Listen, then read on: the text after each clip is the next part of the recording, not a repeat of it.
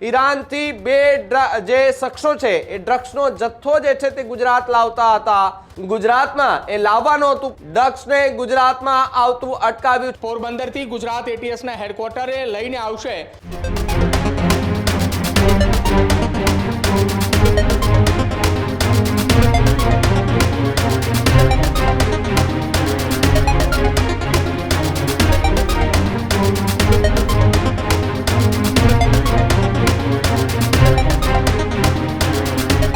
Gujarat ATS અને કોસ્ટગાર્ડનું સંયુક્ત operation જે છે તે જોવા મળી રહ્યું છે। પોરબંદરના દરિયામાંથી 200 કિલોથી વધુનું ડ્રગ્સ જે છે તે ફરી એકવાર જપ્ત કરી લેવામાં આવ્યું છે। આ સૌથી મોટી કાર્યવાહી જે છે તે ગુજરાત એટીએસની કરી છે। ગુજરાત એટીએસ દ્વારા કાર્યવાહી કરવામાં આવી છે। ઈરાનથી બે જે શખ્સો છે એ ડ્રગ્સનો જથ્થો જે છે તે ગુજરાત લાવતા હતા। કોસ્ટગાર્ડ અને એટીએસના પેટ્રોલિંગ દરમિયાન માહિતી જે છે તે મળતા જે ડ્રગ્સ છે એને અધવચ્ચે દરિયામાં એ પકડી પાડવામાં આવ્યું છે અને આખો આ ડ્રગ્સને ગુજરાતમાં લાવવાનું જે ષડયંત્ર છે એ ષડયંત્રને ત્યાં જ એ પાછું વાળી દીધું છે અને હાલ કાર્યવાહી જે છે તે કરવામાં આવી રહી છે।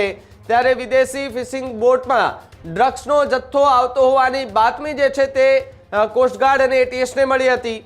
એટીએસ અને કોસ્ટગાર્ડ ઇન્ટરનેશનલ મારીન બોર્ડર લાઇન પર એ વોચ રાખી અને બેઠા હતા। તે દરમિયાન ડ્રગ્સ જે છે તે આવતું હોવાની વાત મળતા તરત જ એટીએસ અને કોસ્ટગાર્ડનું આ સંયુક્ત ઓપરેશન જે છે તે જોવા મળ્યું છે કે જ્યાં મોટી માત્રામાં જે ડ્રગ્સ છે તે ગુજરાતમાં એ લાવવાનું હતું, પરંતુ બાતમી મળતા જ એટીએસ જે છે તેના જાંબાઝ જે અધિકારીઓ છે તેમણે દરિયાની અધવચ્ચે જ ડ્રગ્સને ગુજરાતમાં આવતું અટકાવ્યું છે અને હાલ તો તપાસ જે છે તે કરવામાં આવી રહ્યું છે। કેટલું ડ્રગ્સ હતું, કોણ લોકો હતા, અહીંયા કોને ત્યાં લઈ આવવામાં આવતું હતું, અગાઉ આ ડ્રગ્સ જે છે તે કોઈને ત્યાં આપેલું હતું કે કેમ, તેને લઈને હાલ જે છે તે તપાસ હાથ ધરવામાં આવી રહી છે। ત્યારે ઇન્ટરનેશનલ મારીન બોર્ડર લાઇન પર એ વોચ જે છે તે રાખવામાં આવી હતી। ત્યાં જે સ્થાનિક ફિશિંગ બોટ હતી તેની અંદર રહીને જે અધિકારીઓ હતા તે ત્યાં તપાસ કરી રહ્યા હતા અને જો કોઈ પણ શંકાસ્પદ એવી બોટ લાગતી હતી તો તેમને ઊભી રાખી અને તેમની પૂછપરછ કરવામાં આવી રહી હતી। એ પ્રકારની કામગીરી જે છે તે કરતા હાલ તો જે 200 કિલોથી વધુ જે ડ્રગ્સ છે તે એ ઝડપાયું હોવાની વાત છે તે સામે આવી રહી છે। ન્યૂઝ રૂમથી પ્રદીપ મારી સાથે જોડાયા છે। પ્રદીપ, ફરી એકવાર કોસ્ટગાર્ડ અને એટીએસની આ સૌથી મોટી કાર્યવાહી જોવા મળી રહી છે। ગુજરાતમાં આવતા ડ્રગ્સને અટકાવવા અધિકારીઓની મહેનત સફળ રહી છે। બિલકુલ ભાવિક, ફરી એક વખત પોરબંદરના મધ્ય દરિયાની અંદરથી 200 કિલો જેટલું ડ્રગ્સ જે છે તે પકડાયું છે। આ વખતે પણ ડ્રગ્સ પકડવા માટે કોસ્ટગાર્ડ અને ગુજરાત એટીએસની ટીમની જે સંયુક્ત કામગીરી હતી એ સંયુક્ત કામગીરીના ભાગરૂપે આ 200 કિલો ડ્રગ્સ જે છે તે ઝડપાયું હતું। હાલ મધ્ય દરિયે એટીએસની ટીમ અને કોસ્ટગાર્ડની ટીમ એ ડ્રગ્સના સાથે જ બે ઈરાની શખ્સોને લઈને પોરબંદરથી ગુજરાત એટીએસના હેડક્વાર્ટરે લઈને આવશે, પરંતુ એ વાત હજી સ્પષ્ટ નથી થઈ કે જે બંને ઈરાની શખ્સો જે ઝડપાયા છે ડ્રગ્સની સાથે એ ડ્રગ્સ એ ભારતમાં ઘુસાડવાનો પ્રયત્ન હતો કે પછી કોઈ અન્ય દેશની અંદર ઘુસાડવા માટેનો પ્રયત્ન હતો।